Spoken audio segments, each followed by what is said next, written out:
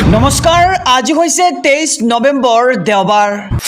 এই মুহূৰ্তত সমগ্ৰ ৰাজ্যবাসীৰ বাবে আহি পৰিছে আজি সন্ধিয়াৰ বহুকেইটা ডাঙৰ খবৰ। প্ৰথমটো ব্ৰেকিং নিউজ।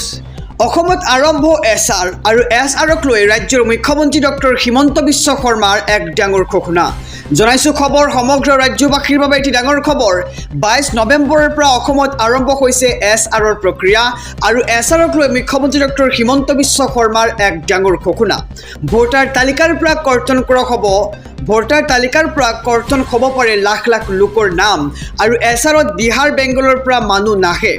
20 লাখ মানুহ আহিব বুলি ভুৱা তথ্য বিয়পাইছে কংগ্ৰেছে আৰু এছআৰক লৈ কংগ্ৰেছক তীব্ৰ সমালোচনা ৰাজ্যৰ মুখ্যমন্ত্ৰী ডক্টৰ হিমন্ত বিশ্ব শৰ্মাৰ আৰু কাৰ সময়তো 1.50 কোটি মানুহ আহিব বুলি কৈছিল কংগ্ৰেছে আৰু টেঙা আম এবাৰহে বিক্ৰী কৰিব পাৰি এক প্ৰকাৰ উদাহৰণ দি ৰাজ্যৰ মুখ্যমন্ত্ৰীগৰাকীয়ে বিস্ফোৰক মন্তব্য কৰিছে কংগ্ৰেছৰ বিৰুদ্ধে আৰু অসমলৈ যধে মধে মানুহ আহিলেই নহ'ব,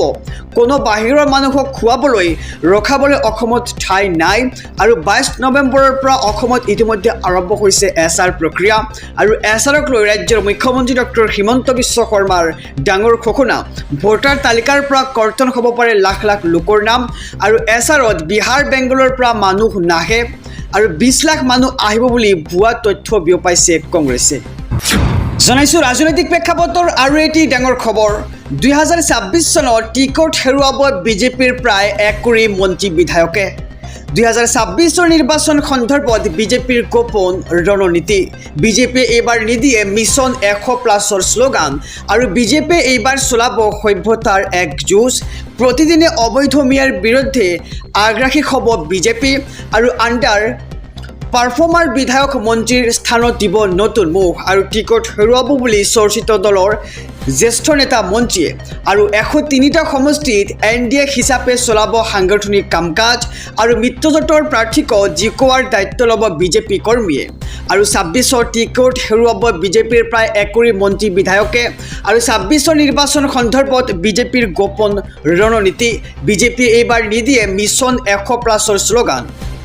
জনাইছোঁ আৰু এটি ব্ৰেকিং নিউজ। নামনি অসমত মিয়া নিগাজিকৈ বহি লৈছে আৰু বহিব দিব নোৱাৰি এক প্ৰকাৰ ডাঙৰ মন্তব্য ৰাজ্যৰ মুখ্যমন্ত্ৰী ডক্টৰ হিমন্ত বিশ্ব শৰ্মাৰ। নামনি অসমত মিয়া নিগাজিকৈ বহি লৈছে আৰু নতুনকৈ তেওঁলোকক বহিব দিব নোৱাৰি আৰু চৰকাৰে তেওঁলোকক শাস্তি দিয়েই থাকিব। শাস্তি দি থাকিলে তেওঁলোক নিজে নিজে আঁতৰি যাব আৰু 10ৰ পৰা 15 বছৰলৈকে কষ্ট দি থাকিলে নিজেই আঁতৰি যাব এইখন অসমৰ পৰা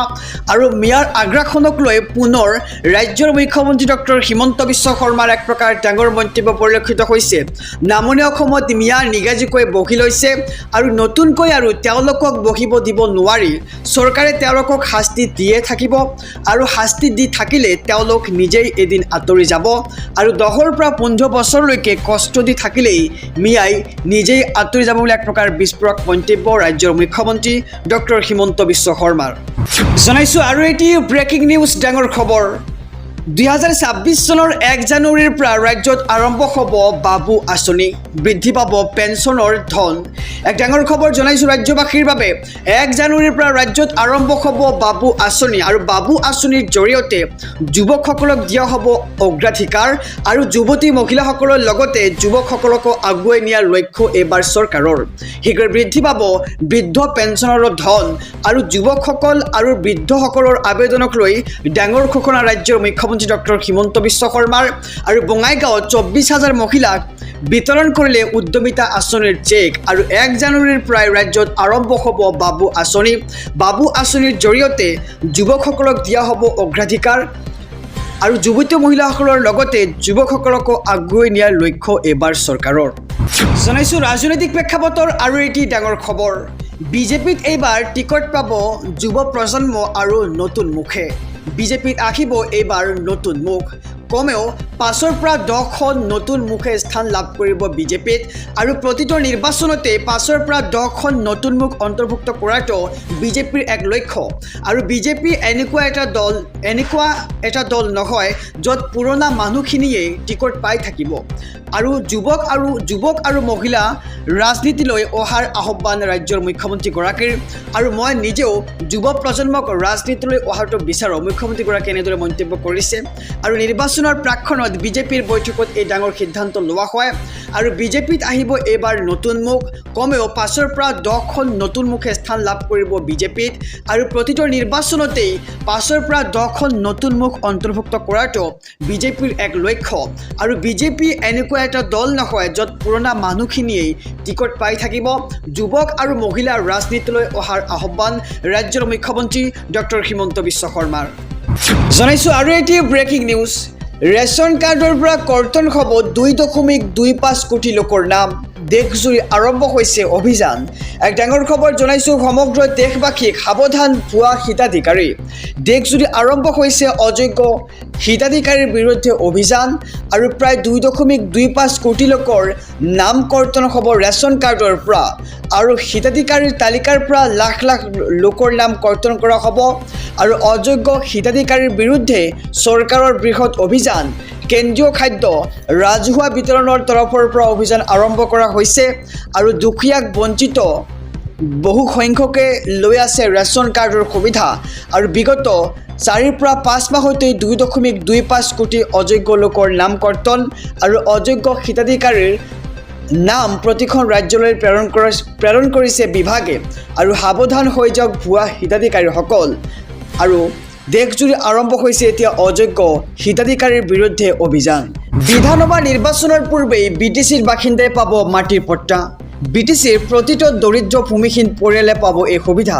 এক ডাঙৰ খবৰ জনাইছোঁ সমগ্ৰ ৰাজ্যবাসীক বিধানসভা নিৰ্বাচনৰ পূৰ্বেই বিটিচিৰ বাসিন্দাই পাব মাটিৰ পট্টা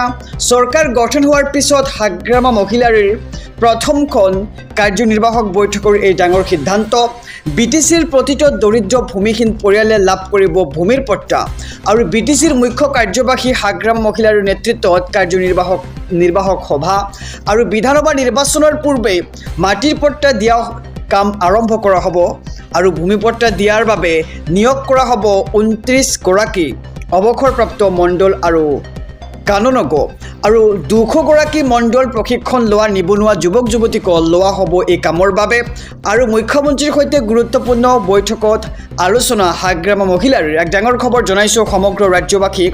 বিধানসভা নিৰ্বাচনৰ পূৰ্বেই বিটিচিৰ বাসিন্দাই লাভ কৰিব মাটিৰ পট্টা আৰু চৰকাৰ গঠন হোৱাৰ পিছত হাগ্ৰামা মহিলাৰীৰ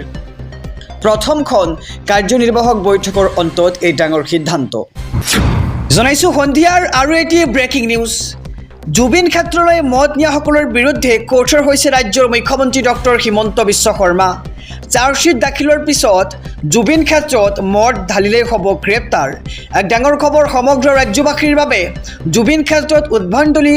চলোৱাসকলক কঠোৰ সকীয়নি ৰাজ্যৰ মুখ্যমন্ত্ৰী ডক্টৰ হিমন্ত বিশ্ব শৰ্মাৰ জুবিন ক্ষেত্ৰত যিয়ে মদ ঢালিব তাক এক মুহূৰ্ততে গ্ৰেপ্তাৰ কৰিম বুলি এবাৰ সকীয়নি মুখ্যমন্ত্ৰীগৰাকীৰ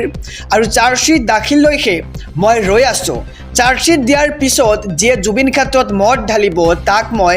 100% গ্ৰেপ্তাৰ কৰিম আৰু জুবিনে মদ খোৱা নাছিল জুবিন গাৰ্গক মদ খোৱা হৈছিল আৰু চাৰ্জশ্বিট দাখিল কৰক